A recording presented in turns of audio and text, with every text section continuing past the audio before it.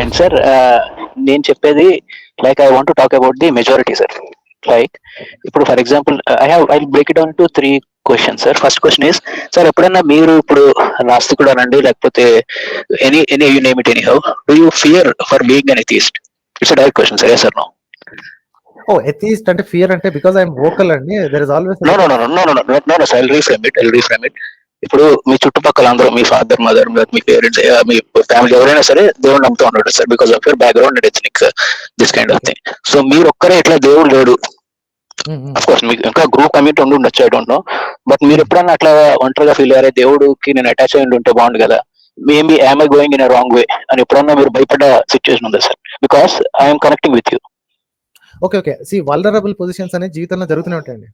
Okay, vulnerable positions ఎలా ఉంటాయో చూడండి. సడన్లీ మీకు మీ దగ్గర బంధువు కానీ లేకపోతే క్లోజెస్ట్ పర్సన్ కానీ యాక్సిడెంట్లో ఉండటం, వెళ్ళి లోపల ఏదంటారు ఆపరేషన్ థియేటర్లో ఉండటం, you are waiting outside and you are terrified. Okay, you are extremely vulnerable at that time, you are very unstable at that time. ఆ టైంలో మీకు ఆల్రెడీ ఈ సౌండ్ వస్తుంది, you can mute it. Already ఆ టైంలో మీకు మీ culture already has taught you somethings, right? ఉండండి, I'll mute you for a minute.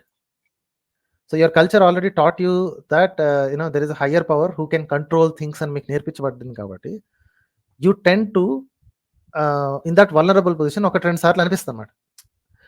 Please ఇదేంటి మంచి వార్త వినాలి 10 సార్లు అనుకుంటూ you'll feel that. Okay, vulnerable పొజిషన్లో ఉన్నప్పుడు థింక్ చేసేది ఏది కూడా cannot be rational, does not have to be rational, right?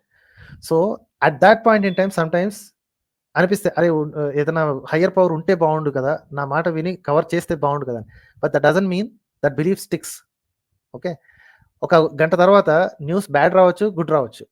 Okay, ఆ బ్యాడ్ న్యూస్ అయితే ఆ ట్రాజెడీ ఇంకొన్ని రోజులు ఉంటుంది. ఆ రోజుల తర్వాత your rationality kicks back in and say that boss time వచ్చింది, వాళ్ళ పరిస్థితి అలా ఉంది కాబట్టి the team could not save dum.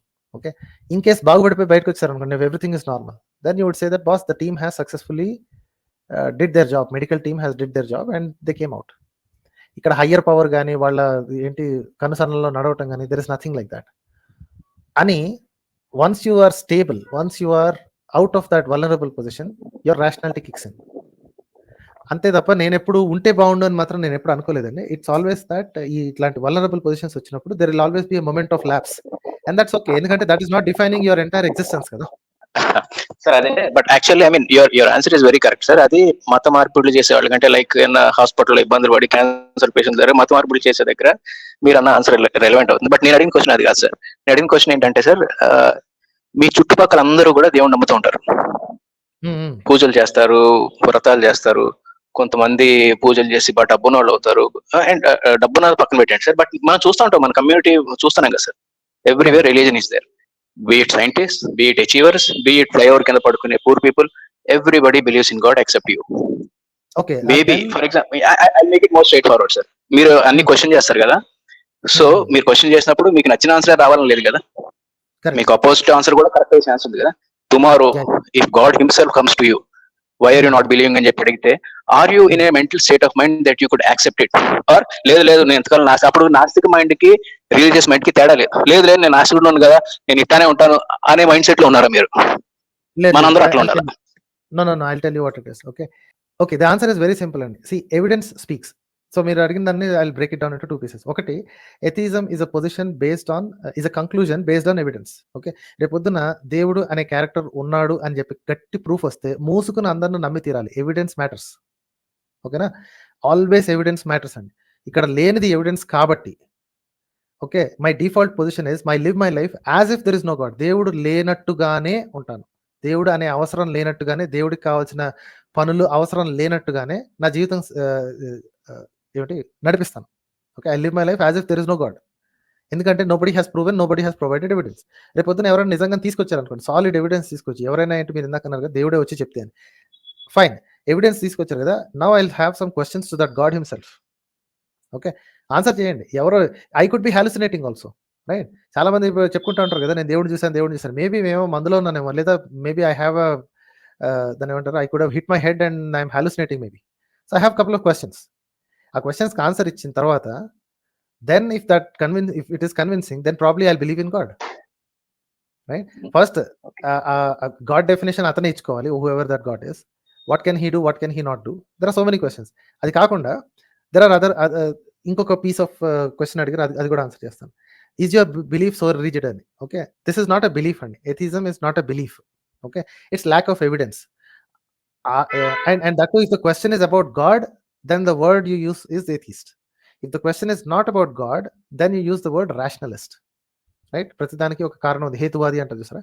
ప్రతిదానికి ఒక కారణం ఉంది. కారణం నాకు తెలియనంత మాత్రాన అది ఇంకోటి ఏదో అతీతమైన శక్తి చేస్తుందని కాదు. తెలుసుకోవడానికి ప్రయత్నిస్తాను. నా జీవితానికి కావాల్సిన ఇంపార్టెంట్ విషయం అయితే I try to learn more and more. ఆధారం కనిపించిన తర్వాత కూడా నమ్మకుండా అడ్డంగా వాదించే వాళ్ళు ఆస్తికులు అవుతారండి. Okay, if a rationalist, whoever calls himself rationalist, స్ట్రైట్ ఫార్వర్డ్గా ఎటువంటి అన్అంబిగ్యువస్ ఎవిడెన్స్ కనిపించిన తర్వాత కూడా ఏదైనా ఒక విషయాన్ని నమ్మకుండా కూర్చుంటే, లేదా నమ్మకుండా ఉండటం అంటే నమ్మకానికి విలువ లేదనుకోండి, ఒప్పుకోకుండా ఉంటే, then that person is not rationalist in that instance. ఓకేనండి? ఓకే ఓకే ఓకే సార్, ఇప్పుడు I just put my I come to the point sir. ఇప్పుడు మీరు you believe in science, you like science, right?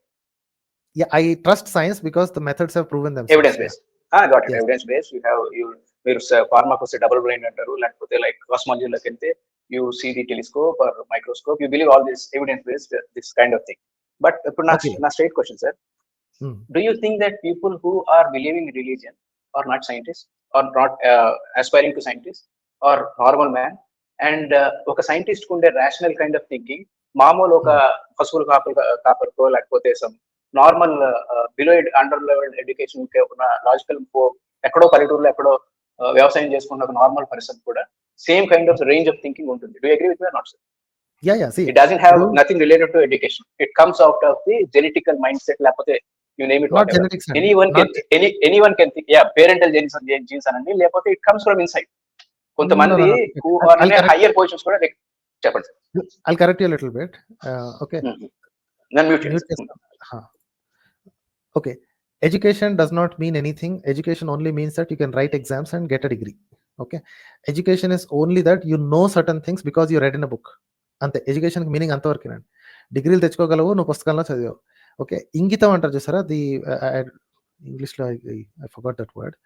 ఇంగితం అని ఏదైతే ఉందో, it has nothing to do with education. There are well educated people who are total బేవకూఫ్స్, and there are people who are completely illiterate. వాళ్ళకి తా అంటే తూరాది, అసలు అక్షరం తెలియదు, ఏం తెలియదు. అలాంటి వాళ్ళు చాలా తెలివిగా ఆలోచించిన సందర్భాలు కనిపిస్తాయి.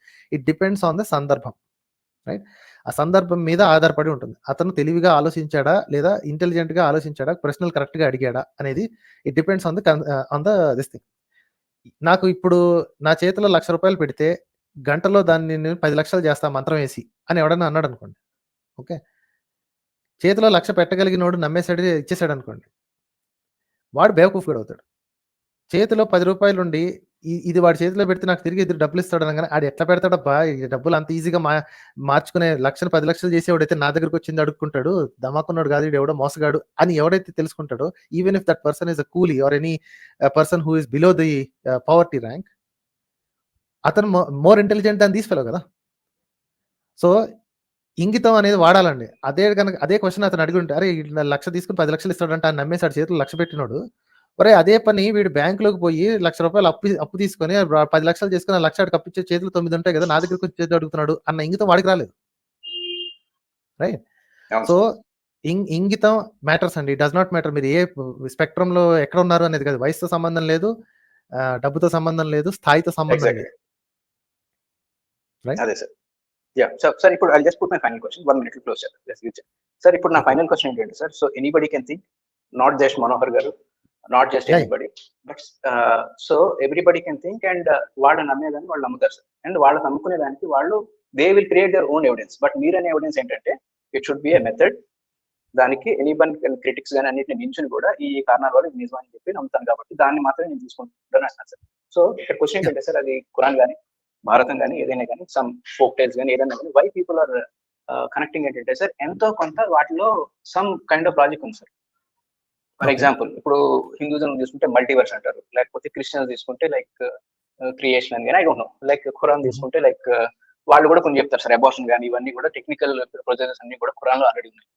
సో వీటికి ఏం చెప్తాం సార్, ఎంతో కొంత సైన్స్ సపోర్ట్ చేసేది ఇప్పుడు ప్రూవ్ అయినాయి, అప్పట్లోనే రాశారు కదా, ఎట్లా రాశారు అని నేను ఇంకా కోక్ టైల్స్ అవి Okay. వదిలేద్దాం sir. I don't want to go, Okay. But there is Let's some fact, let's go to we cannot let's deny go it. to okay. Let's go to Quran first. Okay, మీరు last అడిగారు కాబట్టి let's go to Quran first. Okay, అందులో abortion గురించి ఎక్కడ రాసిందో నాకైతే కనపడలేదండి. There is nothing called abortion. Sir నేను జాకిర్ నాయక్ దాంట్లో చూసాను sir. Like okay okay, Zakir Naik, yeah Zakir Naik is a fraud అండి, ఆడొక బేవకూఫ్ కూడా. But I tell you what he said and I tell you how to break it down. Okay, ఆడ ఏమంటాడంటే కడుపులో బిడ్డ ఎలా పెరుగుతుంది అనేది, ఎలా ఫామ్ అవుతుంది అనేది మా ఖురాన్లో రాసి ఉంది అని చెప్పుకుంటాడు. Okay, and there are couple of verses like that. Okay, ఆ వర్సెస్ని ఆడు ఎలా ఇంటర్ప్రిట్ చేశాడో చూడండి. ఫస్ట్ ఒక చిన్న గుళికలాగా, ఆ తర్వాత ఒక చిన్న బుడగలాగా, ఆ తర్వాత ఒక ఏంటి నవిలి పారేసిన మాంసపు ముద్దలాగా, ఆ తర్వాత దానిలోంచి ఎముకలు, ఆ తర్వాత దాని మీద స్కిన్ను, ఆ తర్వాత దాని మీద రోమాలు, ఇలా మేము తయారు చేశాము అని వేరు వేరు చోట్ల ఉన్న అయాతులు, ఖురాన్లోని అయాతులు వేరు వేరు చోట్ల ఉన్న వాటిని ఒక పద్ధతిలో ఒక లైన్లో వీడే పెట్టి, ఇదిగో మా దాంట్లో ఎంబ్రియాలజీ గురించి ఉంది అని చెప్పుకుంటాడు. ఓకే, అది ఆ సీక్వెన్స్ లో లేదు యాక్చువల్లీ. ఓకే, అక్కడో చోట విసిరి పారేసినట్టు Quran is the worst kind of compilation అండి. అస్సలు సీక్వెన్స్ ఉండదు దానికి. ఓకే, 3 ఆయాతుల తర్వాత 4వ ఆయాత్కి ముందు వాటికి సంబంధం ఉండదు. అట్లా సంబంధం లేని దిక్కుమాలిన రాతలు రాసుకుని పుస్తకమే ఖురాన్. బట్ ఎనీవే, అందులో అక్కడెక్కడో ఉన్న ఆ సురాలో ఈ సురాలో అందులో ఉన్న వాటిని పట్టుకొచ్చి ఒక సీక్వెన్స్ లో పెట్టి, ఇదిగో మా దాంట్లో సీక్వెన్స్ రాసింది అంటాడు. ఓకే, దానికి చాలా సింపుల్ గా బ్రేక్ చేసి, అంటే అంత పాత వాళ్ళకి ఎలా తెలుసు, 1400 ఏళ్ల క్రితం వాడికి ఎలా తెలుసు, దేవుడే చెప్పాడు కదా అని.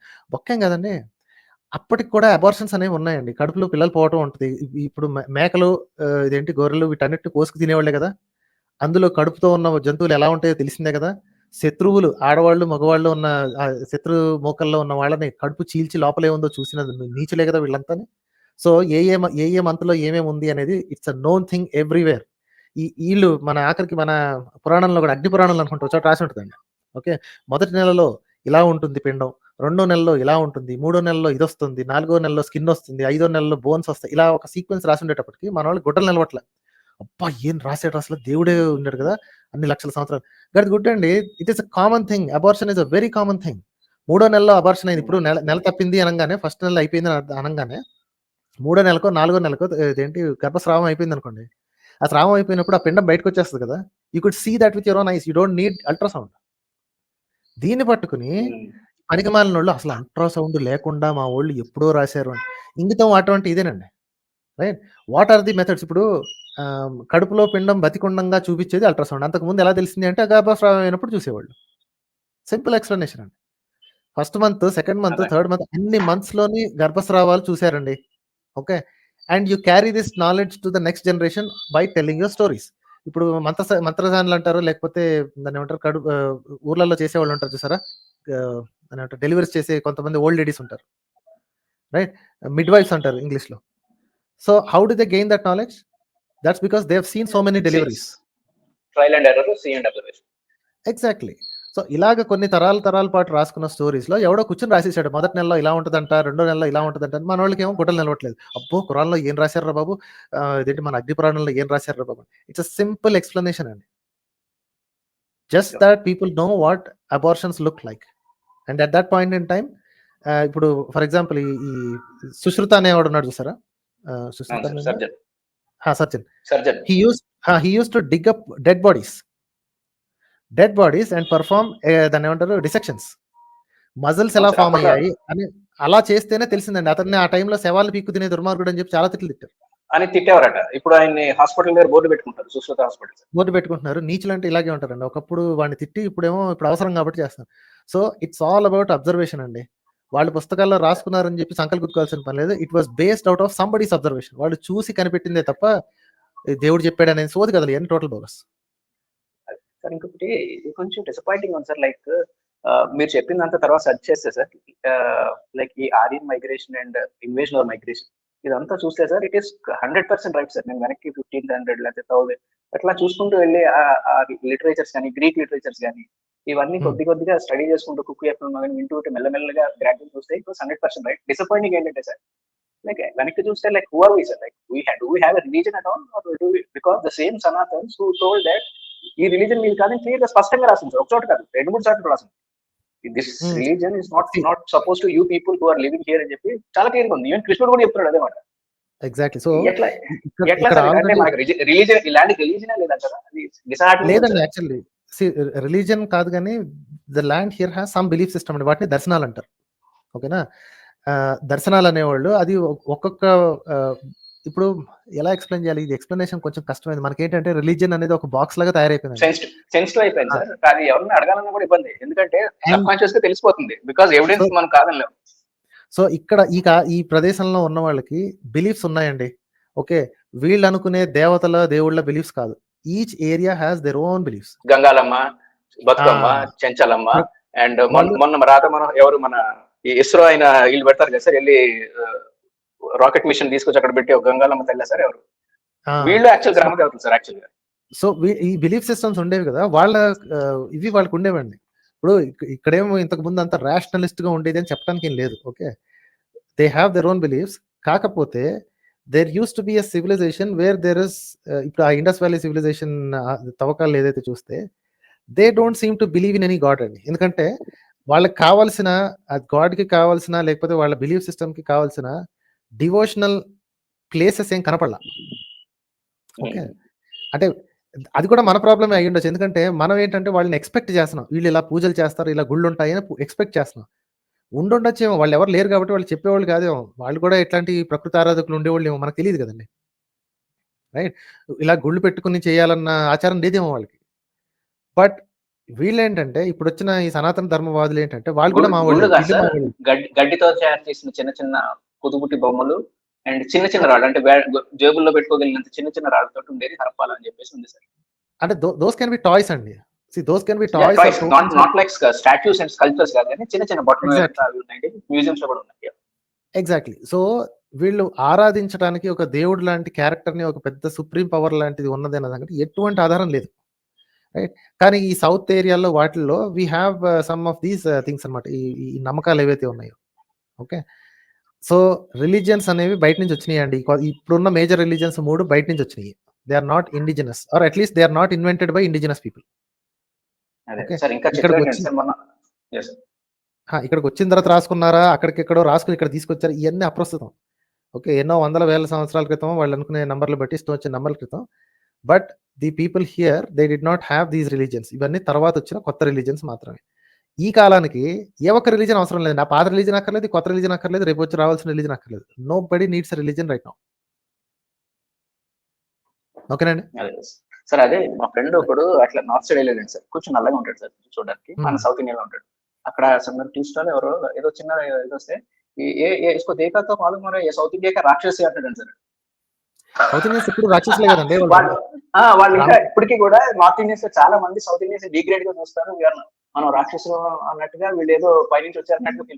నాకు అప్పుడు అర్థమైంది సార్, ఆరియన్ సివిలైజేషన్ ఇట్లా నార్త్ ఇండియాకి వచ్చి అక్కడి నుంచి గోల్వర్కర్ రాసిన పుస్తకం ద్వారా సౌత్ ఇండియన్స్ అందరినీ ఇన్సిమినేషన్ చేసి ఇదంతా it is connecting the dots. Scam sir. Ramayanam is a very clear indication అండి. ఇండియా పర్వతం కింద కోతులు రాక్షసులు తప్ప మనుషులు ఉండేవాళ్ళు.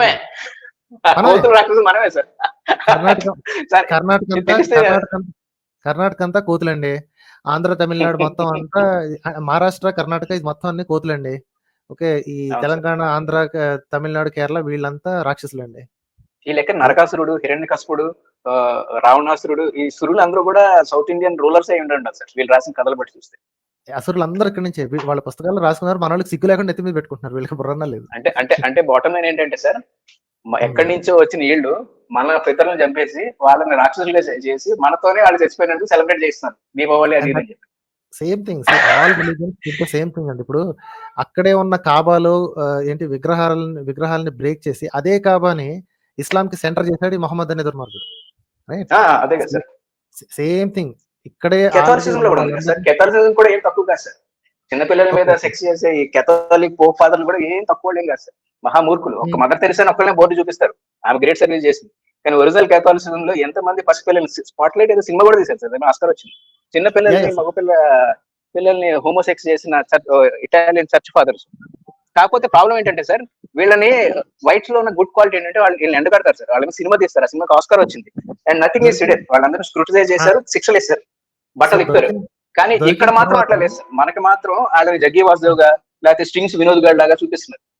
అది ఆ? దొరికిన తర్వాత వీళ్ళు ఈ తెలివైన వాళ్ళు చేయాల్సిన పని ఏంటంటే, మన ఇంట్లో పందికొక్కులు ఉంటే ఫస్ట్ అవి దొరకగానే ముందు ఆ పందికొక్కుల్ని క్లిప్పులు ఏలాడదీసి తాడికేసి తగిలించి అందరికి చూపించాలండి. ఇదిగో ఈ పందికొక్కులు మేము పట్టాము అని.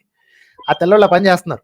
వాళ్ళ దగ్గర దుర్మార్గులు అదే. దొరికిన మరుక్షణం తీసుకెళ్లి పబ్లిక్ లో ఎండగడతారు. మన వాళ్ళు దాచిపెడతారు. అయ్యా సూపర్ హిట్ సినిమా సార్ అది. ఆస్కర్ కూడా వచ్చింది. ఎవరైనా వ్యూవర్స్ దాన్ని గూగుల్ చేయాలి. కేథోలిసిజం దేశం తెల్ల దాటి బట్టలు వేసుకుంటారు కానీ అదేమంటారు. అదే సార్. మనోడు దుర్మార్గుడు దేశం దాటి పారిపోతుంటే పారిపోనిస్తుంటారు అనమాట. అదే అదే రైట్ సార్. సార్. ఇప్పుడు జగ్గి చూడండి sir. Right sir, right sir. Thank you sir. I visit again sir. Thank you.